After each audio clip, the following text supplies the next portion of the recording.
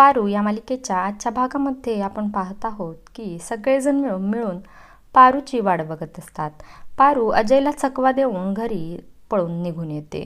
पण तिला जेव्हा कळतं की अहिल्यादेवींची साडी आणि त्यांचे दागिने तिला घालायचे आहेत, तेव्हा ती घाबरून घराच्या वर स्लॅपवर चढून बसते. सर्वजण तिला रिक्वेस्ट करत असतात की पारू खाली उतर, पण पारू कोणाचंही ऐकायला तयार नसते. ती म्हणते की आता मला देवानं जर येऊन सांगितलं तरीसुद्धा मी खाली उतरणार नाही. माझी लायकी नाही की देवी आईच्या दागिने आणि साडी मी घालायचं, त्याच्यामुळं मी हे करणार नाही. आदित्य तिला रिक्वेस्ट करत असतो, पण पारू कोणाचंच ऐकत नाही. इकडं दिशाने अजयच्या कानाखाली मारलेली असते. ती त्याला म्हणत असते की तुला एवढं छोटंसं काम पण तुला करता येत नाही आणि तुला लग्नाचा लाडू खायचा आहे. असं बोलत असताना प्रीतमने त्या दोघांना पाहिलेलं आहे. प्रीतम दिशाला म्हणतो की तू इथं उन्हात मेहंदी वाळवत आहेस का गिरवत आहेस?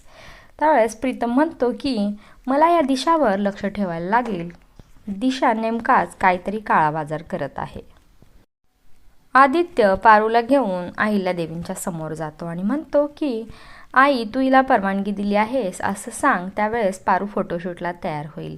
अहिल्यादेवी म्हणतात की सावित्री, पारूला नेऊन तयार करून आणा. हे ऐकल्यावर मात्र पारू खुश होते आणि फोटोशूटसाठी तयार होण्यासाठी निघून जाते. असं काहीसं आपल्याला आजच्या भागामध्ये पाहायला मिळणार आहे. आजचा भाग कसा वाटला कमेंट करून नक्कीच सांगा.